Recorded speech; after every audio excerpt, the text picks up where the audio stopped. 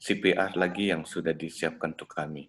Bapa yang di surga, kiranya melalui pelatihan ini, pendidikan ini, kami dapat lebih siaga untuk membantu sesama manusia dan juga mempersiapkan diri untuk kedatangan-Mu yang kedua kali.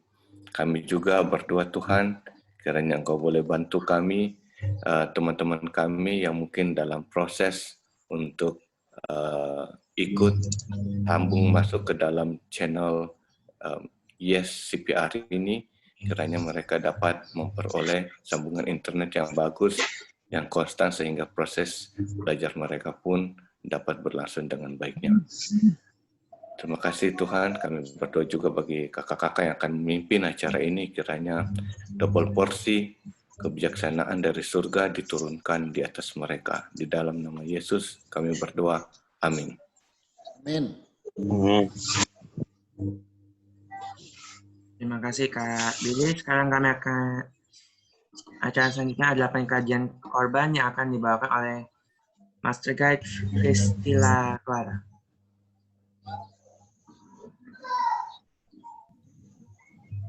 Silakan Kak Clara.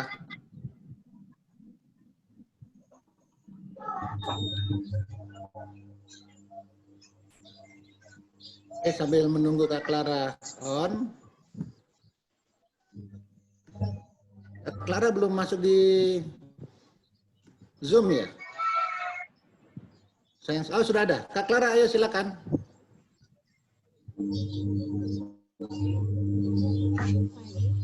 Kakak-kakak sekalian, saya akan mempresentasikan mengenai pengkajian korban. Boleh slide selanjutnya, Kak?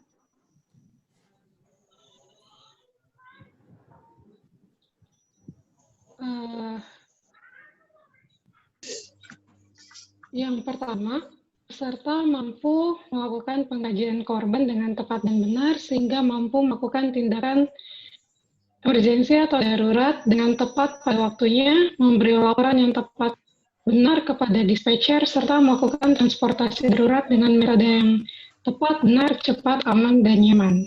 Kemudian kita mampu memeriksa kesadaran nafas, nadi, dan dequing the test. Kemudian kita mampu mengkaji airway, cervical control, breathing, circulation, disability, exposure.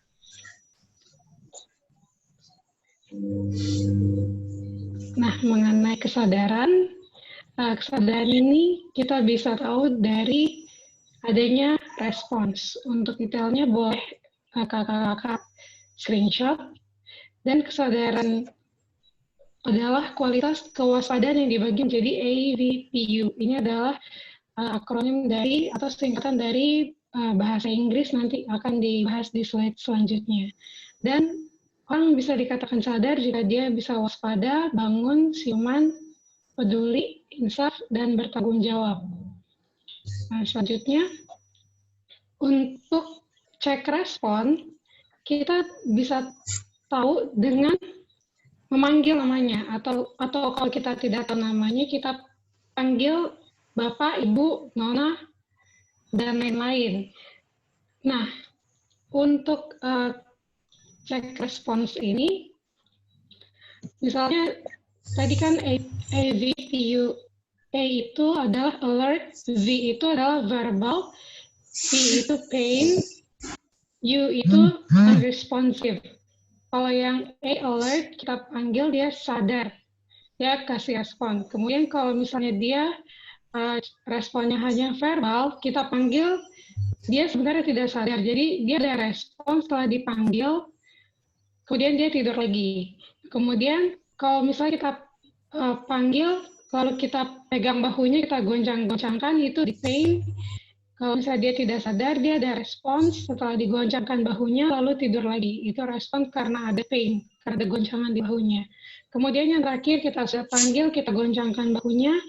Yang terakhir adalah unresponsive, dia tidak sadar dan tidak ada respons. Dan ini laporannya setiap 15 menit. Dan sepertinya ini slide yang belum saya edit, jadi ada gambarnya. gambarnya seperti ini, orang sedang goncang-goncangkan begini.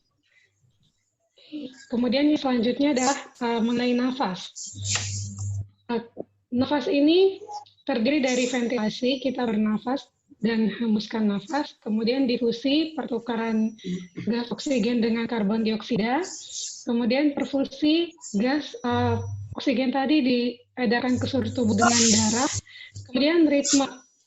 Jadi kita bernafas ada iramanya. Kemudian selanjutnya. Nah, ini angka batas normal. Kalau bayi baru lahir itu 30-40 kali per menit. 1 menit itu 60 detik. Kemudian kalau bayi lebih dari 12 bulan, 15-30 menit. Kemudian kalau balita 2-5 tahun, 24 kali per menit. Kemudian kita yang dewasa 10-20 kali per menit.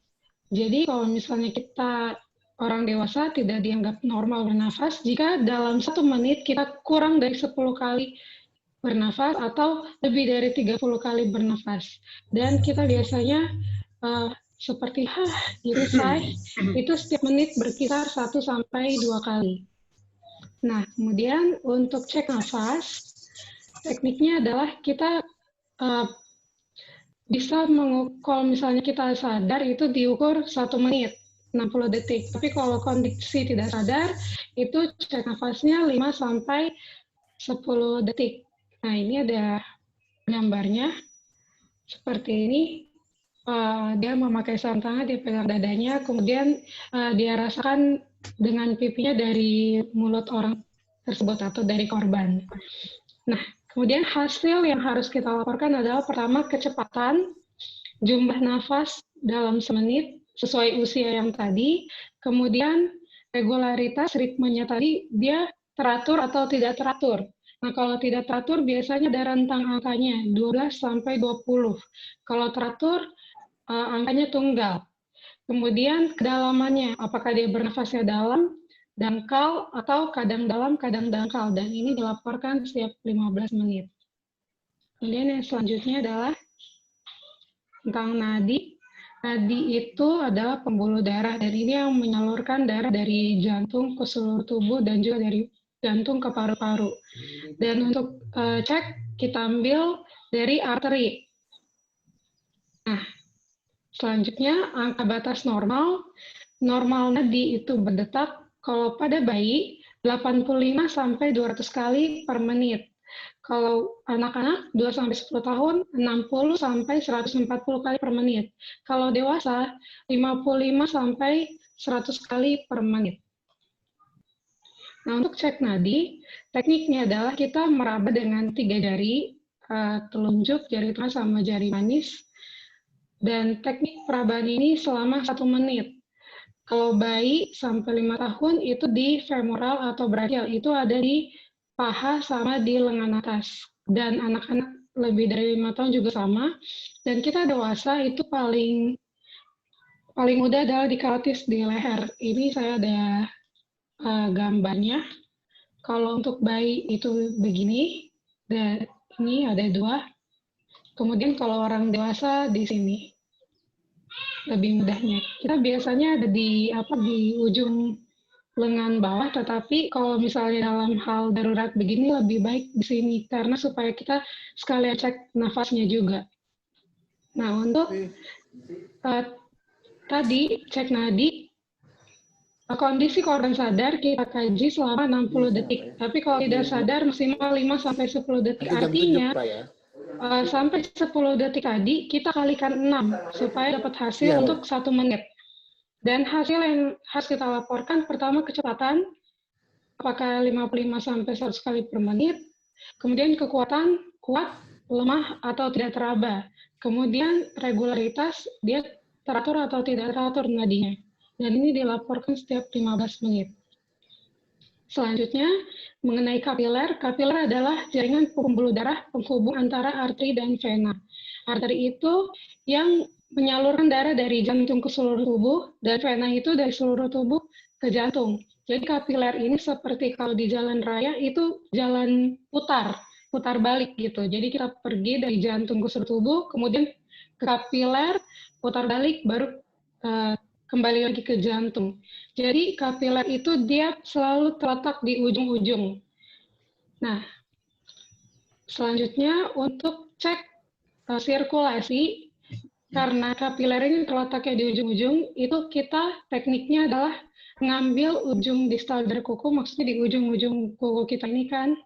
Kemudian kita tekan, kita bisa tekan sendiri sampai dia warna putih, kemudian kita lepaskan. Dan kalau normal itu dia kurang dari 2 detik sudah kembali menjadi warna pink yang tadinya pucat. Nah, ini pengkajiannya maksimal 5 detik. Kemudian hasilnya itu bisa kurang dari 2 detik, maksudnya sampai menjadi pink lagi ya. Kurang dari 2 detik atau lebih dari 2 detik. Dan pengkajian maksimal tadi 5 detik. Dan ini dilaporkan setiap 15 menit. Sekian presentasi yang bisa saya bawakan, dan yang untuk Terima kasih. di bawah-bawahnya nanti bisa ditanyakan. Terima kasih.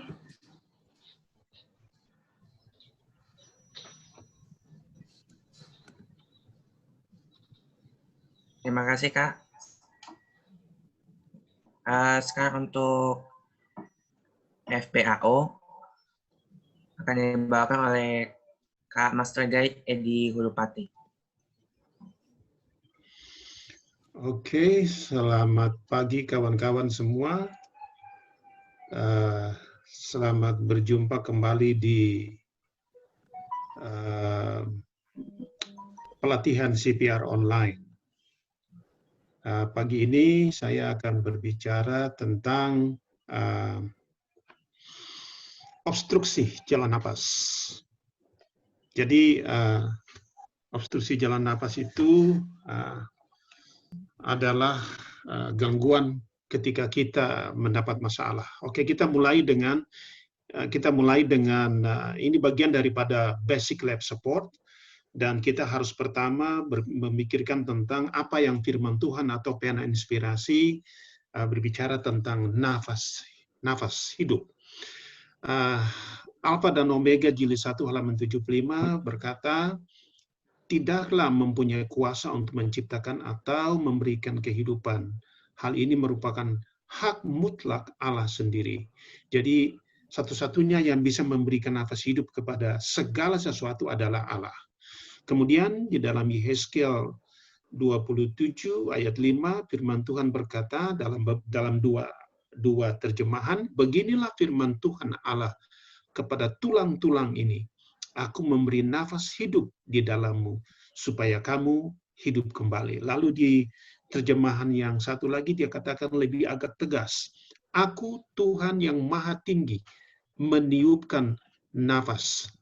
Artinya untuk hidup kembali. Jadi kita melihat bahwa Tuhan Allah itu memiliki hak mutlak untuk memberikan nafas hidup.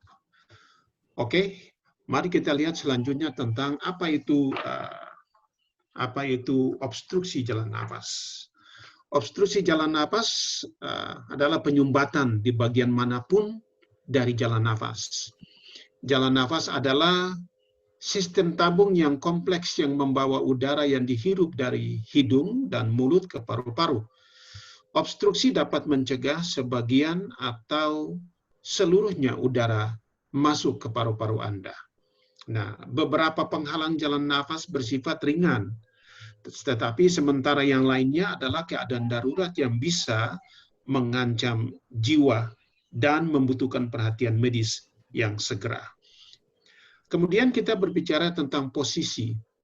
Posisi untuk obstruksi jalan nafas adalah ada 3, ada posisi duduk, posisi berdiri, dan posisi lateral decubitus. Jadi kita berbicara tentang posisi ada 3. Nah, sekarang kita lihat bagaimana kita menangani obstruksi jalan napas dengan cara back blow. Nah, tekniknya adalah tepukan keras dengan telapak tangan yang terbuka dengan posisi yang kuat di antara tulang belikat. Paling sering ini berhasil kepada anak kecil. Jadi ini ada cara atau teknik yang diberikan oleh instruktur ketika dipraktekkan untuk obstruksi jalan napas dan ada satu juga untuk anak kecil. Jadi ini bagian daripada back blow. Kemudian jenis obstruksi jalan napas. Jenis obstruksi jalan napas ini ada sumbatan jalan napas yang diklarifikasikan berdasarkan letak sumbatannya dan seberapa besar penyebabnya. Jadi kita melihat seberapa besar obstruksi jalan napas seperti ini. Kita mulai dengan penyumbatan. Penyumbatan jalan napas bagian atas terjadi di daerah mulai dari hidung, bibir hingga laring atau kotak suara, itu bagian atas. Kemudian hambatan jalan nafas yang lebih rendah terjadi antara laring dan lorong sempit paru-paru. Kemudian ada gangguan jalan nafas parsial atau sebagian. Nah, memungkinkan udara keluar. Ya ini karena ini parsial ya, memungkinkan udara keluar. Nah, mungkin saja masih bisa bernafas. Tetapi penyumbatan parsial ini membutuhkan tenaga yang lebih besar dalam bernafas. Jadi kita bisa bernafas, tetapi membutuhkan tenaga yang lebih untuk bernafas. Kemudian penghalang jalan nafas total tidak memungkinkan udara lewat. Jadi ada, kalau yang tadi ada parsial, sekarang total. Nah, Anda tidak bisa bernafas jika Anda mengalami penyumbatan ini dan mengancam jiwa. Dan ini harus benar-benar kita perhatikan. Kalau untuk parsial, penyumbatan jalan nafas parsial, kita harus ingat bahwa kita tidak bisa melakukan apa-apa. Kita harus tunggu tenaga medis yang kompeten. Tapi untuk penghalang jalan nafas total, kita bisa melakukan pertolongan. Nah, obstruksi jalan nafas akut adalah penyumbatan yang terjadi dengan cepat. Misalnya tersedak benda asing adalah contoh obstruksi jalan nafas yang akut. Dan biasanya kalau orang sudah mengalami hal ini, tangannya selalu berada di sekitar leher. Oke. Hambatan saluran nafas kronis terjadi dalam dua cara, yaitu dengan penyumbatan yang membutuhkan waktu lama untuk berkembang atau dengan penyumbatan yang berlangsung lama. Jadi ini ada penyumbatan, ada proses, ada waktu yang dia lewati karena itu membutuhkan proses. Jadi kita lihat bahwa sebenarnya jalan nafas, gangguan jalan nafas itu penyebabnya apa? Nah, kita bisa berbicara tentang gambaran klasik bahwa seperti tadi saya katakan adalah bahwa obstruksi jalan nafas adalah seseorang ketika dia tersedak sepotong makanan, tapi itu hanya satu dari sebagian banyak yang menyebabkan sumbatan jalan nafas. Penyebabnya lain termasuk yang seperti berikut. Jadi penyebab-penyebabnya adalah seperti berikut. Dia menghirup atau menelan benda asing, atau benda kecil tersarang di mulut atau di hidung, kemudian reaksi alergi yang menyebabkan pembengkakan saluran nafas, trauma jalan nafas karena kecelakaan yang menyebabkan darah mengisi jalan nafas, kemudian gangguan pita suara. Nah, gangguan pita suara juga bisa menjadi penghalang atau gangguan jalan nafas. Kemudian menghirup asap dalam jumlah yang besar. Biasa kalau dalam kebakaran, kalau orang menghirup asap dalam jumlah besar, langsung tersedak dan tidak bisa bernafas. Dan yang berikut adalah infeksi virus dan infeksi bakteri. Jadi ini adalah bagian-bagian daripada penyebab. Yang berikut adalah penyakit pernafasan yang menyebabkan peradangan saluran napas bagian atas. Nah, biasanya penyakit pernafasan itu mengganggu sekali. Pembengkakan lidah atau epiglotis. Nah, Anda bayangkan kalau misalnya kita punya amandel saja kalau sakit, itu sangat mengganggu kita. Kemudian rusaknya dinding trakea, lalu ada orang yang biasa yang sudah sering mendapat penyakit asma atau mengidap penyakit asma juga mendapat gangguan seperti itu. Saya ingat waktu kita ikut MGR, tiba-tiba ada orang berteriak oksigen. Kenapa? Karena ada peserta yang terkena penyakit asma dan susah bernapas. Bronkitis kronis, ya itu juga termasuk. Emfisema atau penyempitan pada kantung udara kecil pada paru-paru. Lalu kemudian jaringan parut pada paru paling banyak disebabkan oleh infeksi TBC. Jadi orang yang mengidap penyakit TBC juga bisa mengalami gangguan pernapasan. Jadi kita lihat bahwa penyebab-penyebab gangguan pernapasan itu cukup lumayan. Tapi kita harus ingat faktor-faktor risiko apa saja yang mempengaruhi obstruksi jalan napas. Nah, Anak-anak memiliki risiko yang lebih tinggi terhalang oleh benda asing. Jadi kalau kita punya anak-anak kecil di rumah, kita harus perhatikan mereka. Ketika mereka bermain dengan mainan, mereka harus diperhatikan karena sering mereka suka meletakkan mainan itu di mulut atau di hidung, dan bisa saja mainan itu masuk dan menyebabkan obstruksi jalan napas. Atau ketika mereka makan, mereka mengunyah makanan itu dengan tidak benar, lalu ditelan, kemudian itu terjadilah obstruksi jalan napas. Jadi kita harus perhatikan dengan benar, karena faktor risiko itu sangat mempengaruhi keadaan kita. Lalu kemudian kita berpindah kepada obstruksi jalan napas yang lain, yaitu faktor risiko lain yang mempengaruhi, seperti alergi yang parah terhadap sengatan serangga, seperti lebah atau makanan kacang-kacangan. Saya teringat waktu kami camping dengan MT Haryono, saya dengan Dr. Martin Walian membuat skenario, mau lihat reaksi bagaimana orang-orang atau anak-anak calon master guide ini mengerti tentang obstruksi jalan napas. Jadi Dr. Martin pura-pura kesedat, saya yang menjadi aktor untuk menolong dia. Tapi ternyata mereka tidak mengerti, karena ketika itu terjadi, mereka tidak bereaksi karena mungkin mereka tidak tahu atau bagaimana. Tetapi setelah saya sudah mulai ambil posisi untuk menolong Dr. Martin, baru mereka mengerti, baru mereka mulai kacau ke sana kemari. Jadi kita melihat bahwa risiko ini sangat berat kalau orang tidak tahu. Kemudian cacat lahir juga ini merupakan penyakit bawaan yang dapat menyebabkan masalah jalan napas. Kemudian mereka yang suka merokok. Nah, saya pernah ketemu dengan seorang yang merokok sejak dia masih umur 6 tahun sampai sudah 70 tahun, dan di tenggorokannya itu kena lubang. Dibuat lubang supaya bisa bernapas karena sudah terganggu, ada obstruksi jalan napas. Kemudian gangguan yang lain yaitu neuromuskuler dan kondisi lain yang menyebabkan orang sulit menelan makanan dengan benar.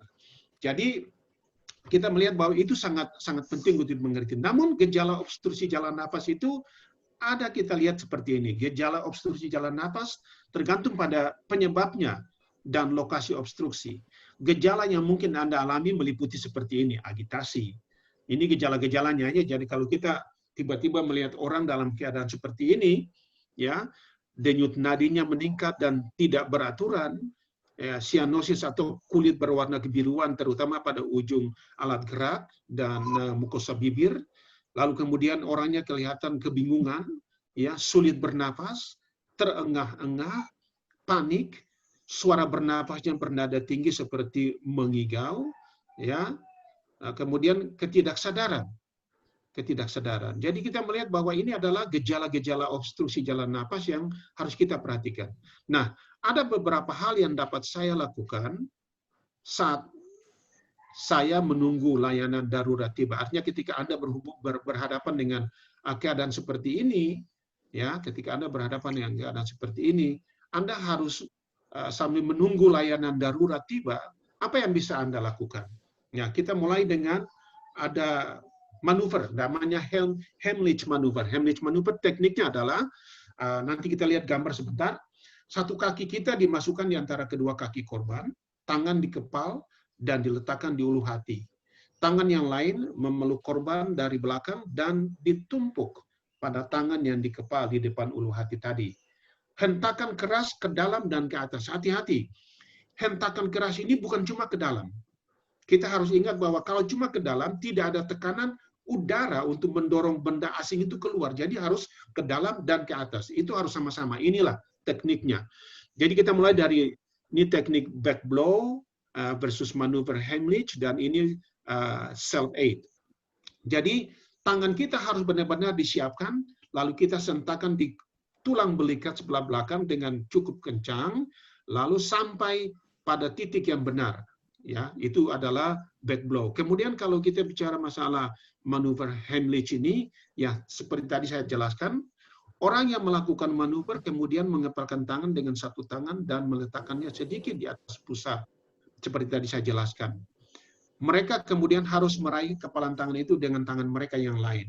Dan ingat, saya ulangi kembali, kita harus melakukan itu dengan cara yang tepat, yaitu ke dalam dan ke atas. Dan kita melakukan 5 kali dorongan secara cepat.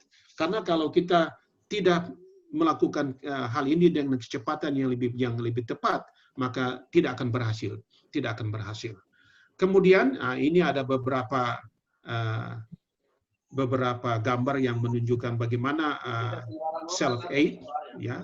Kemudian untuk anak kecil, dan kita lihat bahwa kebanyakan ini terjadi pada anak-anak dan lebih berhasil kepada anak-anak karena faktor yang lain. Oke, kita tiba di yang berikut adalah bahwa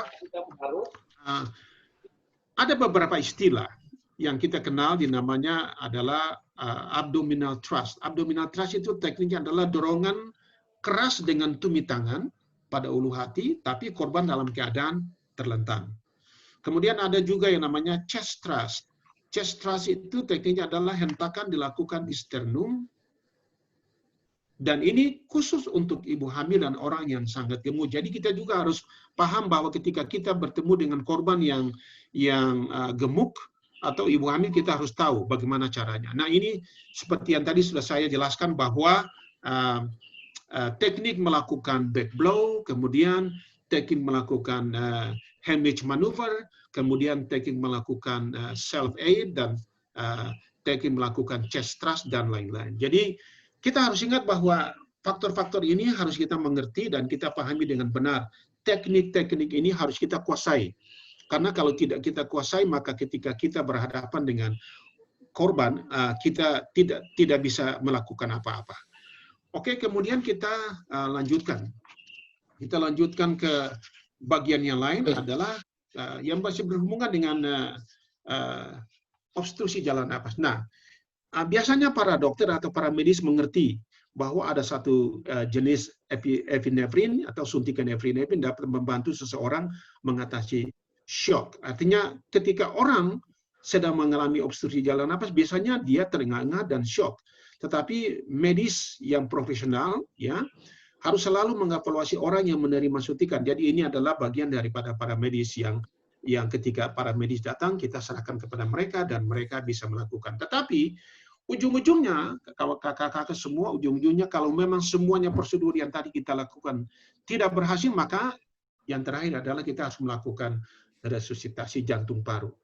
Dan ini harus dilakukan secepat mungkin karena kalau dalam waktu beberapa saat yang cepat oksigen tidak mengalir ke otak, maka kita dalam keadaan yang berbahaya dan sangat parah.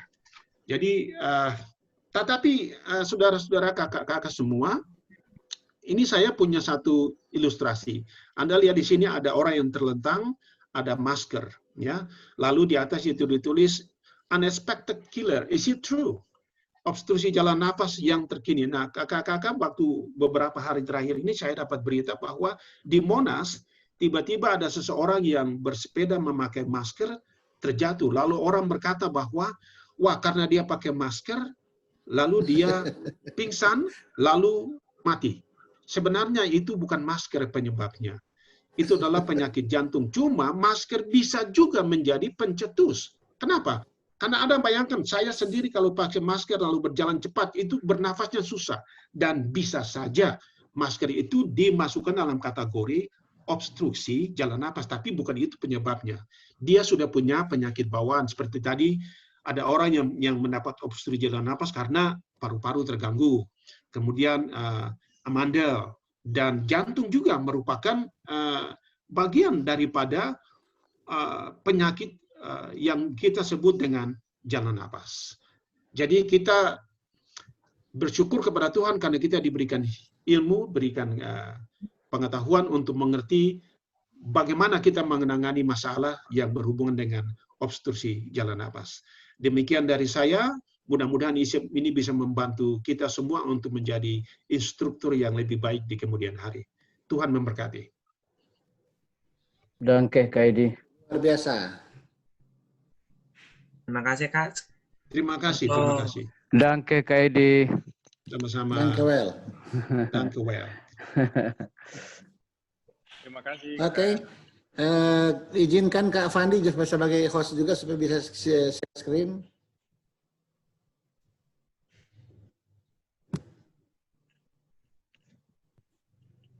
Baik, selamat pagi kakak-kakak semua. Apa suara saya bisa didengar dengan jelas? Jelas, Kak. Jelas, Kak. Oke, terima kasih. Baik, saya akan menyambung materi dari kakak-kakak sebelumnya ya. Ini merupakan satu rangkaian materi yang menjadi satu kesatuan. Jadi setiap materi yang sudah dibagikan itu merupakan satu kesatuan. Termasuk materi yang akan saya bawakan pada baik, saya akan share dulu. Jadi materi yang akan saya bawakan adalah posisi aman atau secure position. Nah, kakak-kakak semua, untuk memahami materi ini, saya mohon kita ikuti perlahan ya.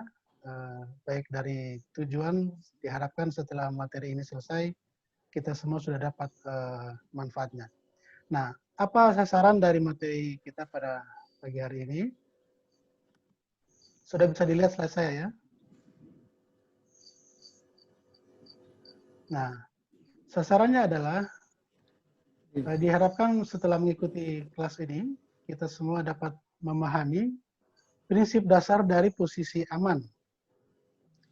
Lalu kita akan mengetahui hal-hal apa saja yang berhubungan dengan posisi aman tersebut. Lalu kita dapat mempraktekkan sendiri untuk mempertajam keterampilan. Karena CPR itu banyak yang bertanya bagaimana kedalamannya, bagaimana mengukurnya. Itu semua didapat dari latihan.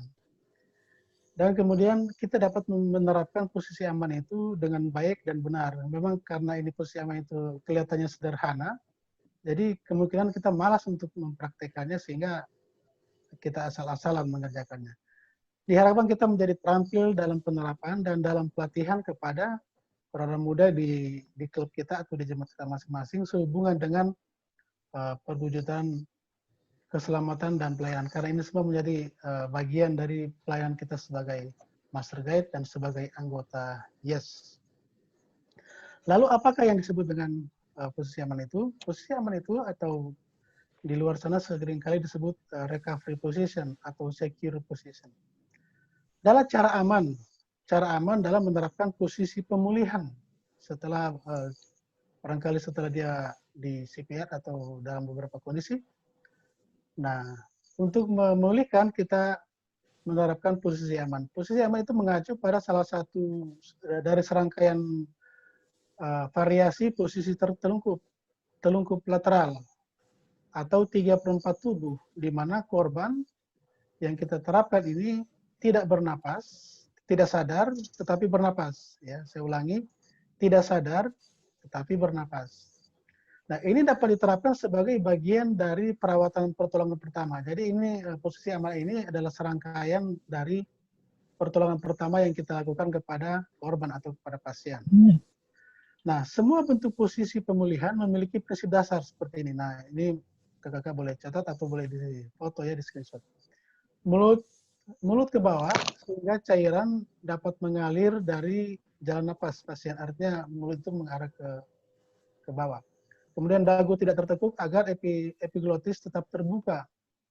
Dan lengan dan kaki terkunci untuk menstabilkan posisi dari pasien atau dari korban tersebut. Jadi hal-hal ini harus kita catat dan harus kita perhatikan agar supaya dalam penerapannya nanti kita sudah otomatis bisa menyadarinya. Mengapa kita melakukan posisi aman? Nah, posisi aman kita lakukan karena kita akan sambil menunggu bantuan datang. Kita sebagai anggota YES, kita harus menyerahkan tugas ini kepada petugas medis yang berwenang. Dan dalam melakukan hal ini kita tempatkan korban atau pasien dalam posisi aman.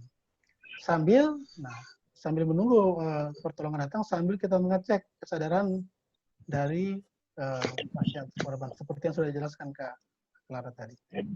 Nah, itulah yang harus kita ingat mengapa. Kapan kita harus melakukan atau menerapkan posisi aman itu kepada korban, kepada pasien. Ada 3 hal. Yang pertama, kalau kita menemukan bahwa pasien tersebut sudah ada nadi, atau ketika setelah kita melakukan CPR, kita melihat dia sudah ada denyut nadi.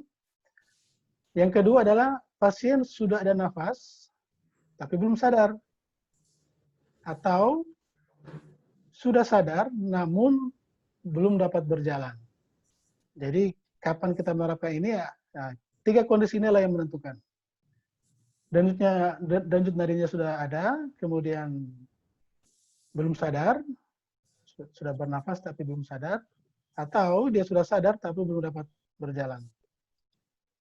Jadi kapan kita melakukan, nah kira-kira hal itu seperti saya membuat seperti ini supaya kita memudahkan untuk menstrukturisasi dalam pemahaman kita.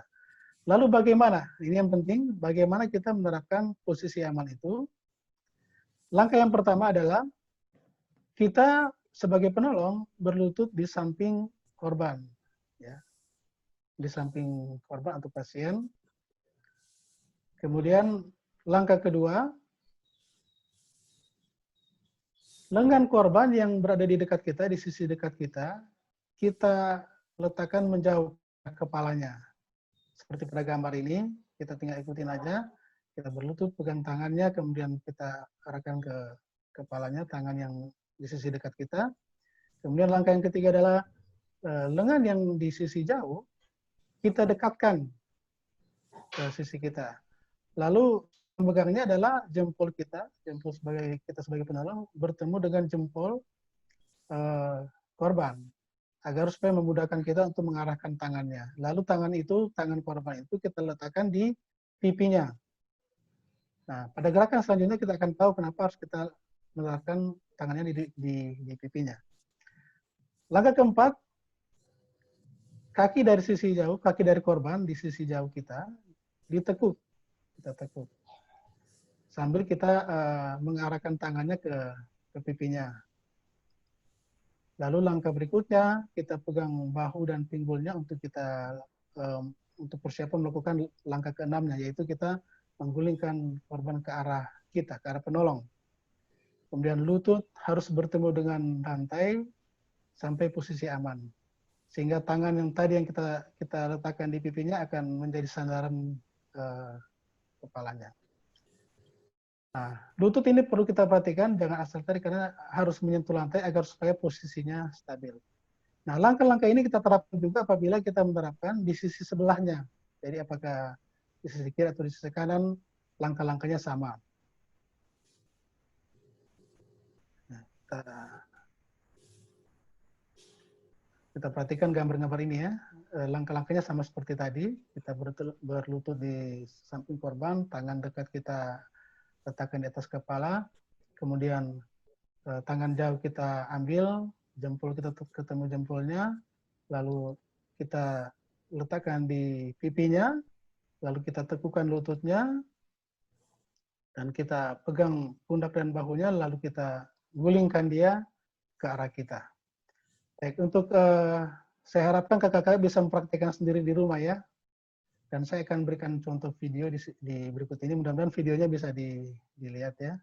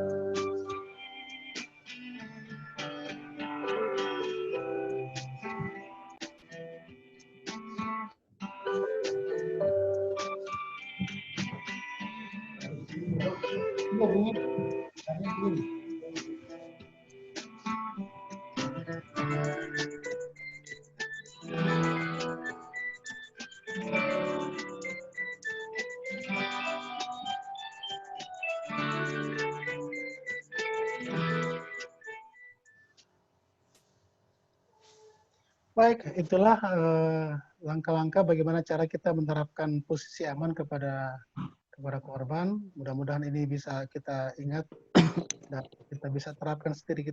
Semakin sering kita praktekkan di rumah, maka hasilnya akan semakin lancar kita melakukannya. Demikian juga pelajaran-pelajaran sebelumnya tentang CPR. Baik, terima kasih. Kalau ada pertanyaan boleh disampaikan. Sampai di sini materi Oke, saya. siap-siap semuanya. Siap-siap semuanya. Saya panggil Kak Daryl, kita akan mulai melakukan ujian interaktif ya. Saya panggil Kak, mana ini? Tidak muncul videonya. Kak Andri, Suandi. Kak Andri ada posisi monitor? Kak Andri. Oke, Kak Andri, silakan. Sebutkan berapa lama kita untuk melakukan pengkajian tidak sadar pada korban tidak sadar dan tidak bernapas. Berapa detik? Setiap 5-10 detik. Dan melaporkan setiap 15 menit. Oke, siap. Anda benar. Yang kedua, berapa lama melakukan pengkajian tidak bernapas? Tidak bernafas itu, nah, kita harus laporkan